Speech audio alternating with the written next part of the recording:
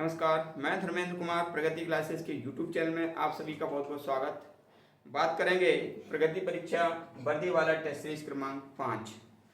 काफ़ी महत्वपूर्ण प्रश्न है विज्ञान के, देख लेते हैं। पहला प्रश्न है, सेलुलर और मॉलिकुलर जीव विज्ञान केंद्र कहाँ पर है? सेलुलर माने होता है कोशिकीय और मॉलिकुलर यानी कि होता है आणविक। तो सेलुलर और मॉलिकुलर जीव विज्ञान केंद्र है अपना हैदराबाद में। हैदराबाद में है ये, और हैदराबाद आता है किस राज्य में? तेलंगाना राज्य। तेलंगाना राज्य में राज्य पड़ेगा तेलंगाना। तो हमेशा ध्यान रखना, अगर स्थान पूछें तो आप हैदराबाद लगाना, यदि राज्य पूछा जाए उसमें किस राज्य में है ये सेलुलर और मॉलिकुलर जीव विज्ञान केंद्र, तो आप राज्य लगाना तेलंगाना, क्योंकि पहले ये आता था आंध्र प्रदेश के अंतर्गत। और अब आंध्र प्रदेश से क्या है, 2 जून 2014 में आंध्र प्रदेश से 2 जून 2014 में ये 29वां राज्य तेलंगाना बन गया है। 29वां राज्य तेलंगाना बन गया, तो अब ये हैदराबाद तेलंगाना के अंतर्गत आता है। तो इसका जो आंसर है वो राज्य तो तेलंगाना है और जो स्थान है वो हैदराबाद है। देख लेते हैं दूसरा प्रश्न क्या है। दूसरा प्रश्न है, centre for DNA fingerprints and diagnostic कहाँ पर है? तो ये भी अपना कहाँ है? ये भी अपना हैदराबाद में है। ठीक है, तो ये दूसरा जो क्वेश्चन है इसका आंसर भी हमारा हैदराबाद है। ठीक है, तीसरा क्वेश्चन है, जंतु कोशिका पादप कोशिका से किस प्रकार भिन्न है? तो हमेशा ध्यान रखना, जो जंतु कोशिका है, ठीक है, जंतु कोशिका में कोशिका भित्ति नहीं पाई जाती।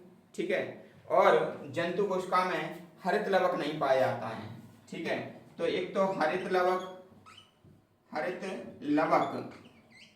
नहीं पाया जाता और एक कोशिका भित्ति नहीं पाई जाती। ठीक है, कोशिका भित्ति, क्योंकि कोशिका भित्ति ये पादप कोशिकाओं में पाई जाती है। ठीक है, और हरित लवक भी पादप कोशिकाओं में पाया जाता है, जिससे कि वो अपना भोजन बनाते हैं। समझ में आया? तो ये दोनों ही चीज याद रख लेना, ये दोनों ही किस में पाए जाते हैं? पादप कोशिका में पाए जाते हैं। ये दोनों ही किस में पाए जाते हैं? पादप कोशिका में पाए जाते हैं। और जो पादप कोशिका है, ठीक है ना, वो जंतु कोशिका से इन्हीं आधार पर भिन्न है। ठीक है, एक अंतर और है, जैसे जंतु कोशिका में सेंट्रोसोम होता है, पादप कोशिका में सेंट्रोसोम नहीं होता है। ठीक है, अच्छा अगला क्वेश्चन देख लेते हैं। अगला क्वेश्चन है हमारा, सभी जीव कोशिकाओं से बने होते हैं, ये किसने कहा है? देखो, जो कोशिका सिद्धांत है वो स्लाइडन और स्वान ने दिया था।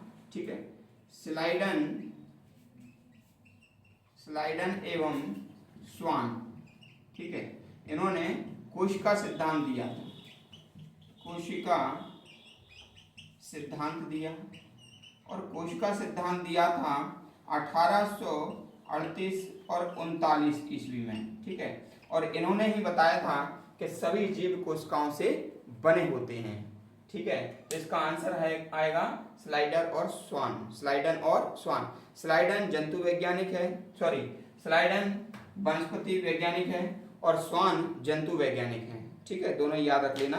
अगला प्रश्न देख लेते हैं। ये प्रोटीन निर्माण के आधार पर जो मूलभूत इकाई है, आधारभूत इकाई है, वो कौन है? तो जो प्रोटीन निर्माण, देखो, जो प्रोटीन निर्माण होता है, तो प्रोटीन निर्माण की जो आधारभूत इकाई है, ठीक है, वो है अमीनो अम्ल। ये मूलभूत इकाई होती है। ठीक है, और जो प्रोटीन है, तो प्रोटीन में ये चीज पाई जाती है, कार्बन, हाइड्रोजन, ऑक्सीजन और नाइट्रोजन। ये कौन कह सकते हैं आप? जैसे कौन खाते हैं ना, तो बस ये कौन याद कर लेना। ठीक है, आइसक्रीम टाइप की होती कौन, तो ये प्रोटीन में रहती है कार्बन, हाइड्रोजन, ऑक्सीजन और नाइट्रोजन। ठीक है, आखिरी प्रश्न देख लेते हैं। आखिरी प्रश्न है प्रश्न नंबर 6। तो प्रश्न नंबर 6, डीएनए संश्लेषण का प्रतिपादन किसने किया था? तो डीएनए संश्लेषण का प्रतिपादन किया था वाटसन एवं क्रिक ने। वाटसन एवं क्रिक ने किया था। ठीक है, और ये 1953 में इनने डबल हेलिक्स मॉडल की संरचना दी थी और इसके लिए उन्हें 1962 में नोबेल पुरस्कार भी दिया गया था। नोबेल पुरस्कार भी दिया गया। ठीक है, तो ये डीएनए संश्लेषण का प्रतिपादन किया था वाटसन एवं क्रिक ने 1953 में और 1962 में इन्हें नोबेल पुरस्कार दिया गया था। डबल हेलिक्स जो है ना डीएनए की संरचना इन्होंने बताई थी। ठीक है, तो ये आज का हमारा टेस्ट सीरीज है, इसमें जो अपना 6 क्वेश्चन लिए गए थे जिसको एक्सप्लेन किया, और सभी जिस एग्जाम में विज्ञान आएगा तो सभी एग्जाम की दृष्टि से ये जो क्वेश्चन है अति महत्वपूर्ण है, इसलिए इसको टेस्ट सीरीज को आप पूरा देख करके और अपने दोस्तों को शेयर कीजिएगा। जो व्यक्ति नए हैं वो चैनल को सब्सक्राइब करो। वीडियो में अभी काफ़ी गैप हो गया है। ठीक है, वैसे भी जो पिछले वीडियो हैं 500 लगभग वीडियो हैं, उनमें से काफ़ी प्रश्न आते हैं और नए नए वीडियो समय के चलते मैं बनाता रहता हूँ। ठीक है, समय का थोड़ा अभाव है इसलिए रेगुलर नहीं हो पाता है।